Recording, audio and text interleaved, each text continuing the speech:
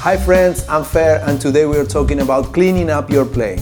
The reason great players sound so great is because their playing is tight. It's not just what they play, it's how clean, controlled and intentional it is. You might have a killer solo in your head, but how do you actually play with the kind of phrasing that keeps people listening? This is an art and honestly it's one of the hardest things to learn on guitar. If you have ever practiced for hours and still felt like your playing sounds messy, like something's off and you can't quite explain why, I've been there, I know the frustration. It's not that you're doing something wrong, it's just that no one ever told you what to focus on to fix it. But there's good news. Today I'm going to give you 7 techniques that'll tighten up your playing fast, whether you're shredding solos, jamming with friends, or just trying to sound better. Intentional picking. The picking hand is the unsung hero.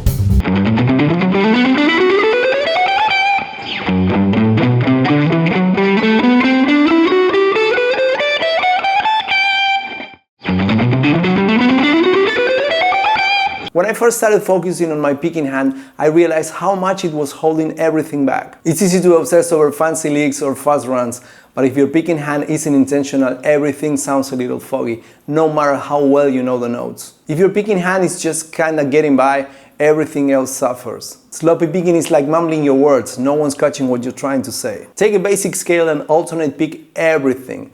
Down, up, strict.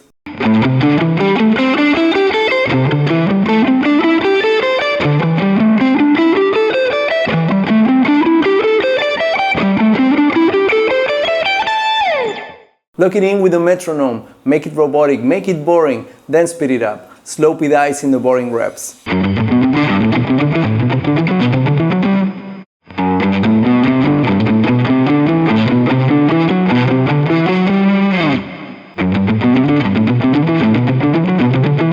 If you like this video, please give it a thumbs up, don't forget to subscribe and hit the bell icon so you never miss an update. Legato control, smooth doesn't mean sloppy.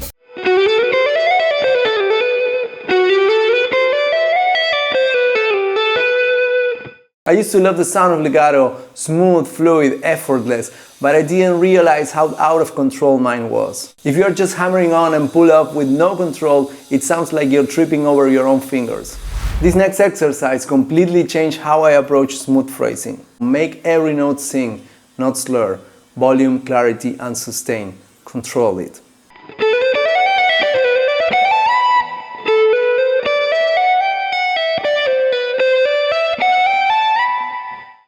Start and stop phrasing. Endings are everything. There was a time when I played solos that just wouldn't stop, one boring long stream of notes, and I didn't even realize it. It wasn't until I started focusing on ending phrases that my solos started to sound musical and not mechanical. Most guitarists think in terms of starting a phrase, but very few consciously think about stopping one. That's what creates solos that just feel like long strings of notes. No punctuation, no phrasing, no space to breathe. Try this. Next time you improvise, focus not just on when you start a phrase, but when you stop. Where does it end? Can you let it hang? Can you leave space? The silence is part of the solo.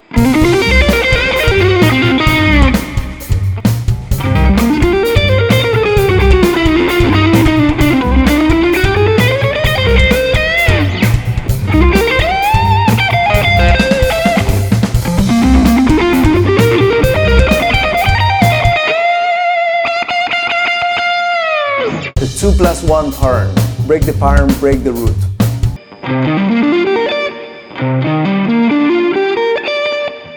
This one's a secret weapon for breaking out of that robotic scalar sound. Here's how it works. Instead of running up and down scales in even groups, you play one note on one string, then 2 notes on the next, then 1 on the next, then 2 on the next, and so on. That's why it's called 2+1. I remember trying this and thinking, this feels weird, my picking was off, my muscle memory was fighting me, but that discomfort, that was the breakthrough. The pattern forces you to shift string groups constantly, which naturally breaks up your phrasing and adds this unpredictable, interesting flow to your lines.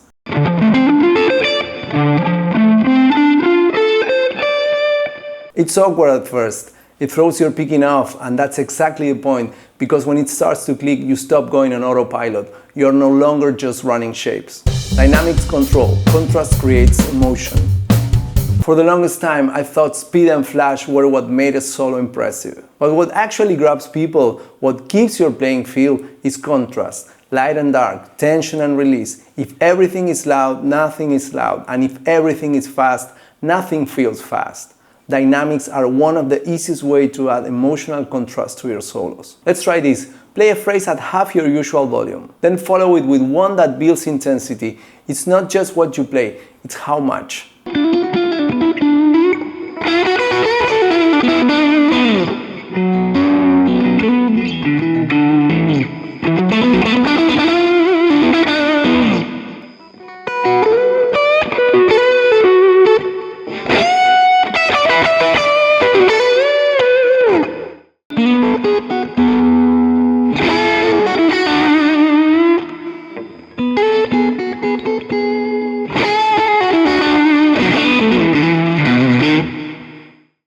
Bending in tune, close enough is still wrong. We all had that moment where you bend a note and it lands flat or sharp, and you just hope that no one noticed. Learning to bend in tune was one of the hardest and most satisfying things I've ever worked on. Slopey bends are brutal. It's like trying to hit a bullseye with your eyes closed. Pick a note and then bend from below into that note.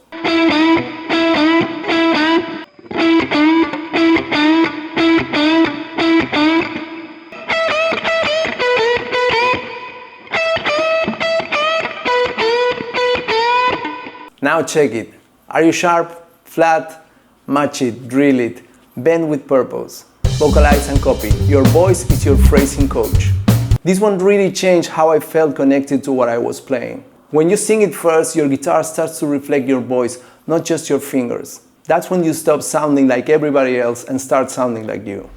Did you ever sing a solo idea out loud? Like literally sing it, then try to play it on your guitar? You'd be amazed how different your phrasing becomes. You naturally add bends, slides, and dynamics, all the little human touches that make a solo feel alive. Yes, it trains your ear, but more importantly, it brings your playing closer to your voice. Try it for 5 minutes a day. It will change how you phrase forever. Everything I've shown you today came from trial and error, from feeling stuck and frustrated, and wondering if I'd ever really get there.